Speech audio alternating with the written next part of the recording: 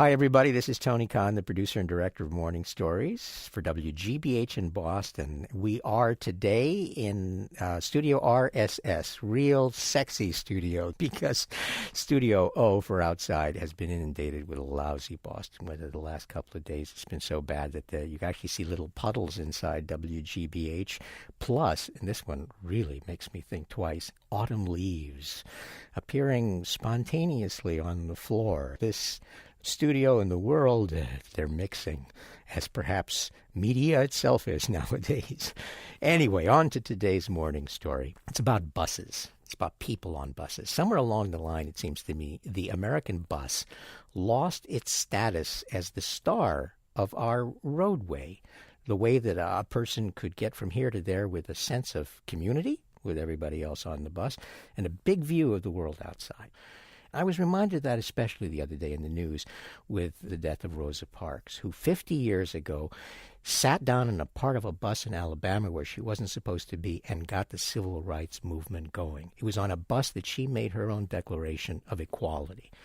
Today's story comes from another great figure in the struggle for civil rights in this country, Maya Angelou.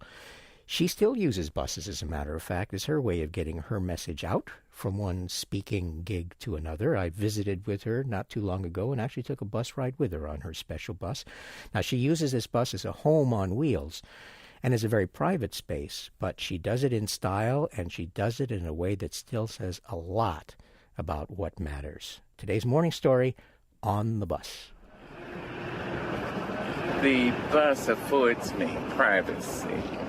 I had over 2 million miles on Delta, over 2 million miles on USM. But when I go into an airport, it's a minor explosion.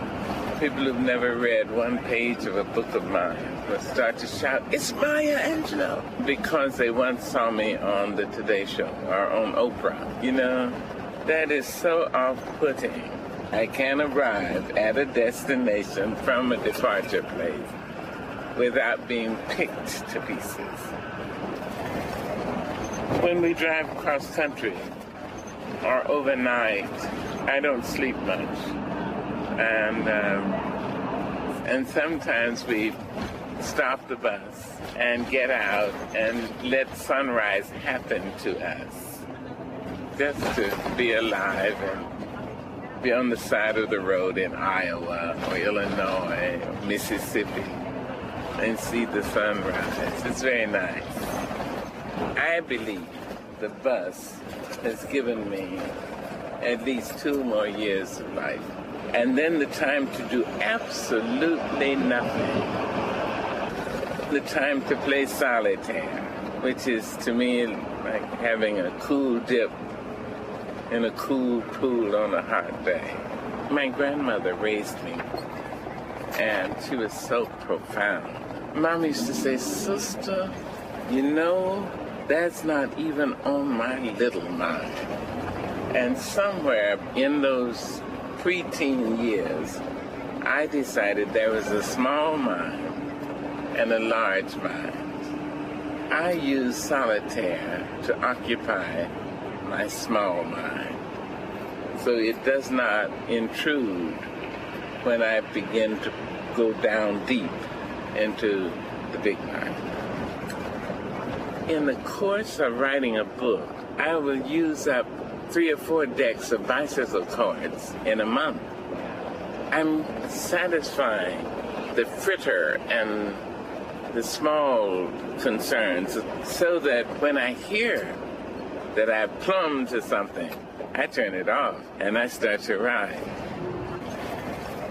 My first trip on a bus that I remember, I was maybe about 9.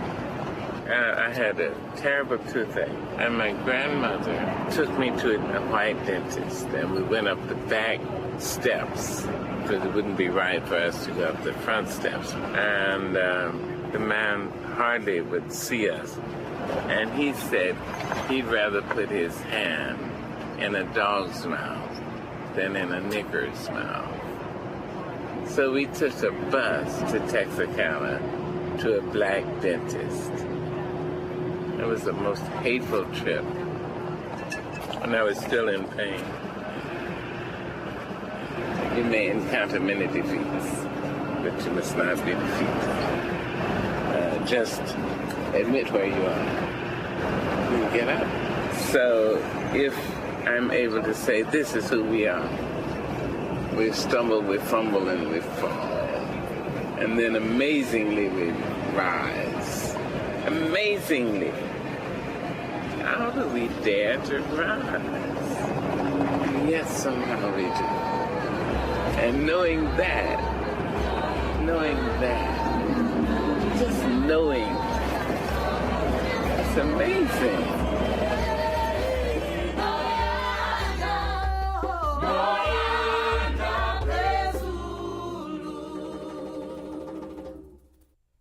Today's morning story from Maya Angelou on the bus. What a woman. And what a bus.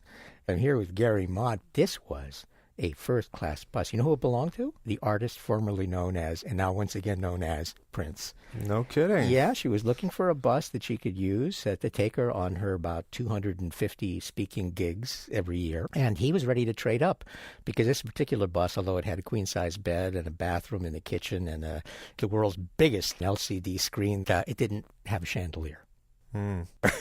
Lots of purple, I guess. I know that at one point in your life, the bus had its own siren call for you, right? There's always been something mythic and wonderful about buses for me. I've always had this fantasy about commandeering a huge vehicle, and I pursued that fantasy. I lived in Illinois. I got my commercial driver's license, and I became a bus driver for the Chicago Public Schools. What kind of neighborhoods would you go through? My neighborhood was the west side of Chicago. Pretty tough. A lot of drugs on the streets, a lot of gang violence. The high school kids on my bus all lived, right smack in the middle of this neighborhood that was... And I presume that as a white driver, you were maybe in the minority I was the only white face in an ocean of black faces. Over the course of the year, I developed a relationship with these kids, an intimacy that I associate with being on a bus. Right. Being a part of a community, getting from one place to the next. It was fascinating. One time I may have crossed the line a little bit because I brought a boombox onto the bus, which I kept underneath my seat. And I played rap music on it. And I stopped the bus and the kids were getting off. And I started to rap with what was on the radio. And one of the kids, a real firecracker, William, he put his hand on me, and he just shook his head. Like, don't. And he got off the bus. Anyway, that's it for this week. We, as always, want to express our gratitude to Ipswitch, a leader in file transfer software. And that ain't all, a leader in providing funding to podcasts in public radio as they do for Morning Stories week after week. Thank you, gentlemen, very much. If you'd like to find out more about them, check out their website at ipswitch.com, IPSWITCH. And we know you love those stories, so wgbh.org/morningstories.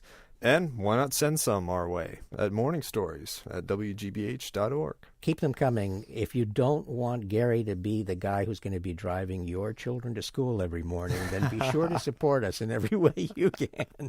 Anyway, make sure to get back in touch. Next Friday, we'll have another podcast for you. Till then, take care.